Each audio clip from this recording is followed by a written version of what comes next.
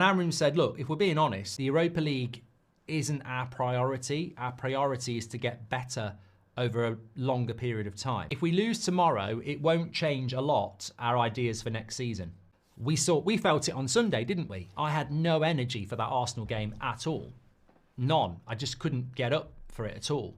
But then when the game got going and we weren't losing, and in the second half, I was in it. You imagine if we go out of the Europa League and we play Leicester on Sunday, who's going to have any energy for that game? As a fan, are you going to be there on Sunday night at 7 o'clock knowing our season's over and go, I can't wait for this? Whereas if we beat Sociedad tomorrow night, Sunday night, I'll be thinking, you know what, let's build a bit of momentum before the international break. So, well, the priority is the Europa League. You even said it in the interview, the question with Beth today.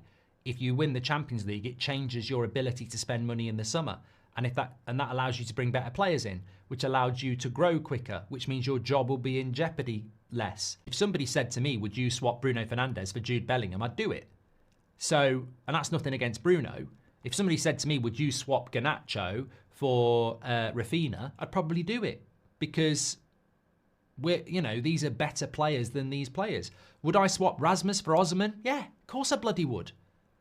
I want Rasmus to score goals, I want Garnacho to stay and do well, and I want Bruno to win a Premier League at Man United. But look, honestly, these players are better than the players I've just mentioned. So, yeah, I'd swap Rasmus for Osman because we need an experienced striker, and Osman's a proven experienced striker. We've got a big game tomorrow. I need Rasmus to score and play well in this game, and the summer will take care of itself.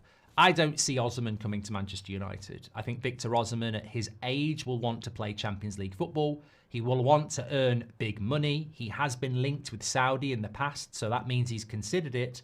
So I don't see Victor Osimhen going, I'll come to Man United, not in Europe, mid-table football, and I'll take a wage cut. Mason Mount's back! Mason Mount's back! Call the papers! Get the kettle on, he's back! This is not a drill. 12 weeks out, hamstring injury is what's been confirmed. So Mason Mount's back. Look, it's like a new signing. I think it's good news that he's back in training because if you look at our bench, it's dreadful and nobody can tell me that a fit Mason Mount wouldn't be a real valuable player to have at least on the bench. How long will he be fit for? I mean, this guy has been out for 3 months this time. He's already had 2 other injuries this season. Last year he had 4 or 5. So statistically, he's going to come back at the end of March and he's going to be injured by the middle of April. I'll never trust him. Based on what we've been told and what we've seen, I'll never trust him. Even if he stayed fit for a month, every game, every minute, I'd be waiting for him to break down. And that's the problem. And you look at, Bruno Fernandes, I never think he's going to get injured. Even at the weekend, he got a bad tackle on his knee, and you just know he's going to get up. People don't realise this. Dalot is pure profit. Was bought from Porto many years ago. We paid that bloody amortisation off and gave him a new contract on top of that. So there is no loss on Dalot. It's pure profit. So if somebody comes in, whether it be Real Madrid or Napoli, and said there's 35 million pounds, personally, I would do the deal. I think he's been horrific this season. I think he's been so bad this season. I never thought I'd say this, but we made a mistake getting rid of Wan-Bissaka and keeping Dalot.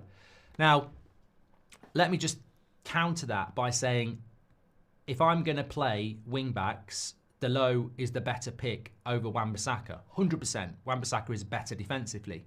But when you look at the form across the season, Wan-Bissaka's had a better season.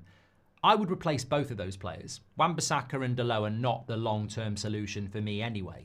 But across this season, you'd have been better with Wan-Bissaka than Dalot.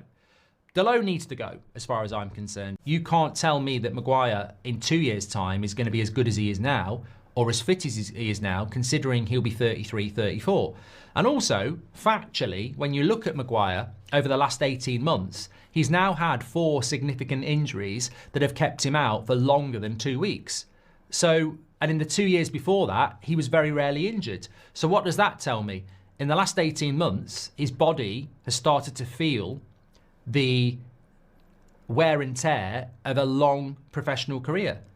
So I think he's going to pick up more injuries as well. So for me, I would just leave this as it is. He's got next season. We revisit it at Christmas. But you don't start rushing to give a player who's well into his 30s a year beyond a year.